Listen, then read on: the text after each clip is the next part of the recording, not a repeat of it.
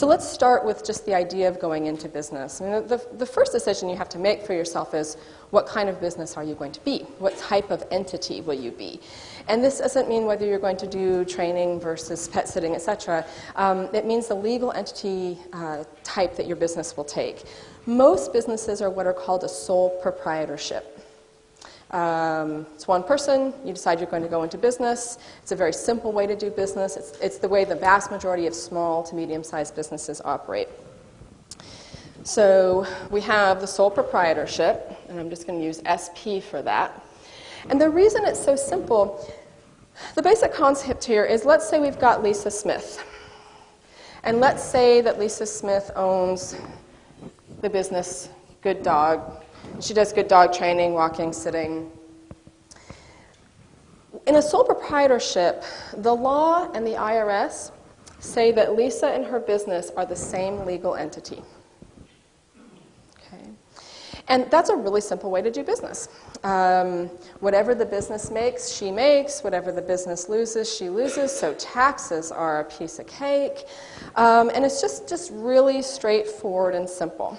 And the problem, though, is that in dog businesses where we have some liability risk, being the same legal entity as her business puts her at more risk.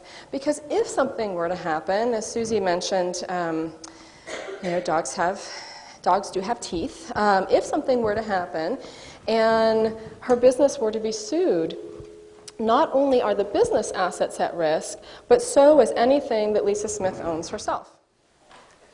One of the most common questions I get working, whether at seminars or working with people one-on-one, is, what should I charge? And it's a fairly complicated question. There are so many variables that go into setting your rates, and they all need to be really weighed and considered. For one thing, what else is going on in the community? I mean, who else is, are there other people offering the same service, and what are they charging? It doesn't mean you have to charge the same amount as they do, but it's a piece of information you really want to know. And so one of the first things you might think about doing in terms of starting to do some research when you're thinking about setting your rates is to just go and do a little of community research about what people out there are charging. And I always tell my clients, make a little chart.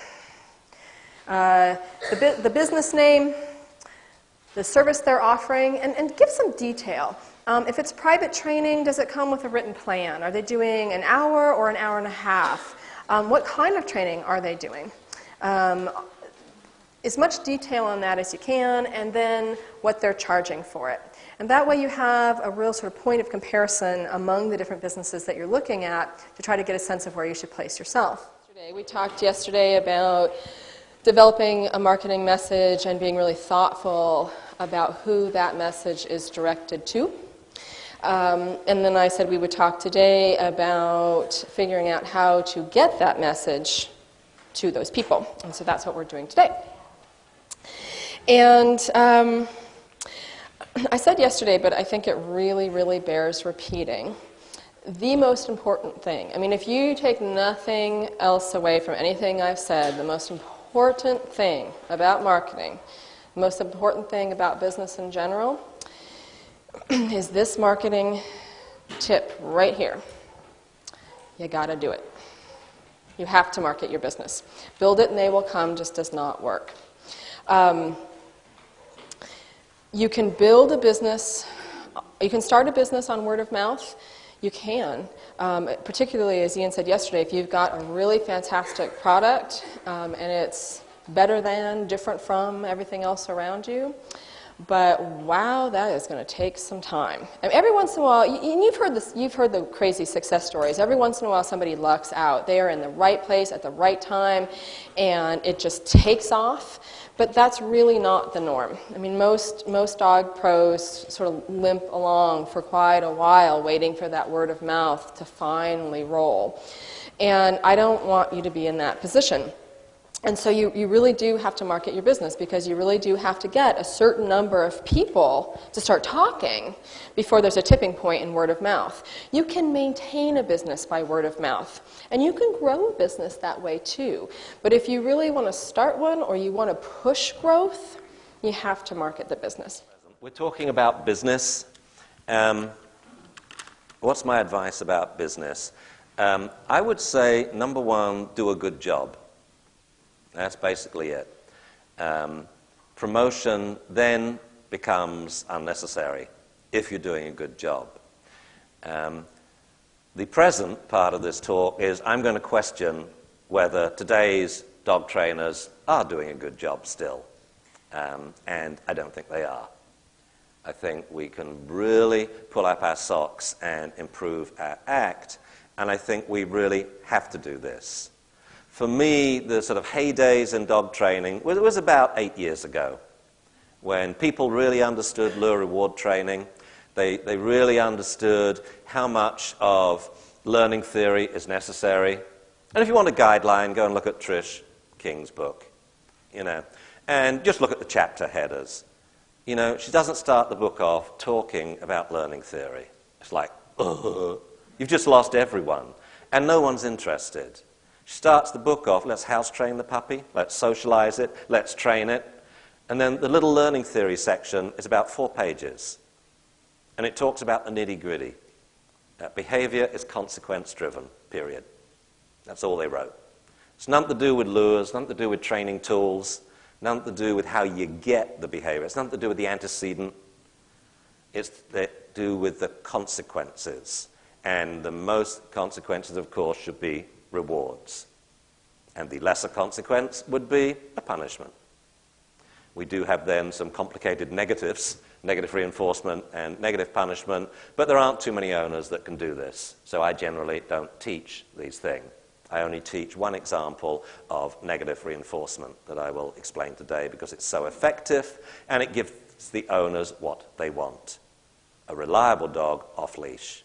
That's what they want, because then the dog's quality of life just blossoms. That dog can go on off-leash walks because the owner can say sit and the dog does it. I think that this area is really important the more that we want to be recognized as professionals, treated as professionals.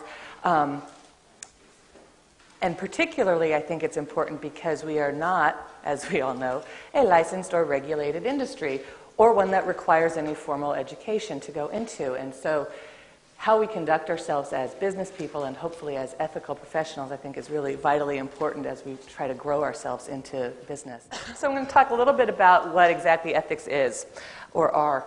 And this is a big debate that my business partner and I had when we were putting this together, is it ethics is or ethics are? And so I'm probably going to go back and forth between the two because I couldn't figure that out.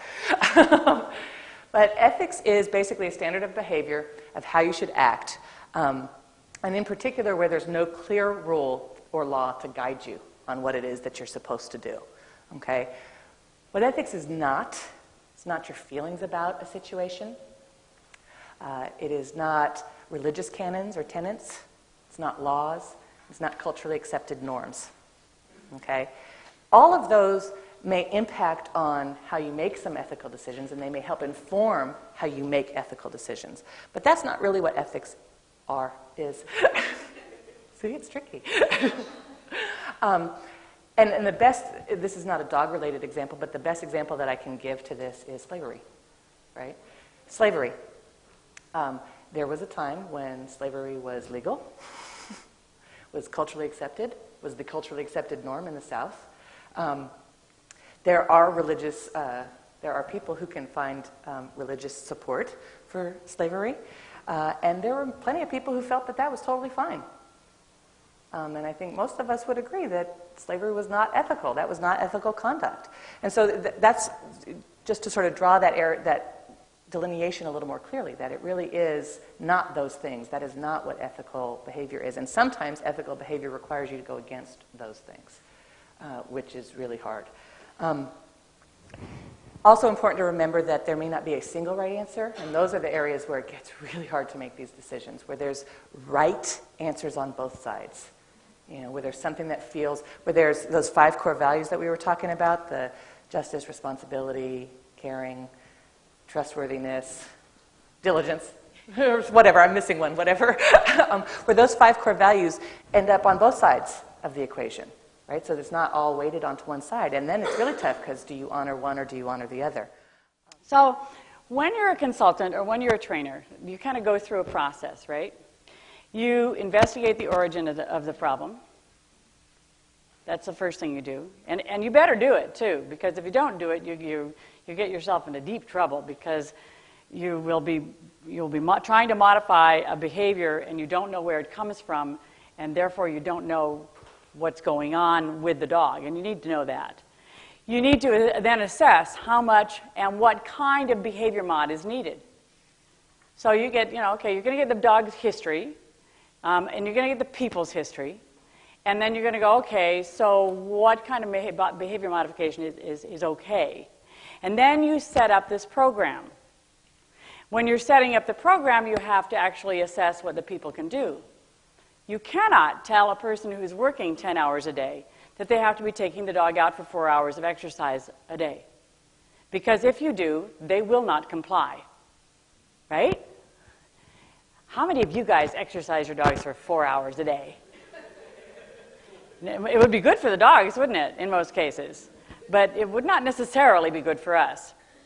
Then you reassess the program at intervals, however long it is. We usually use a 2 to 3 week, but when I was doing privates, it was once a week.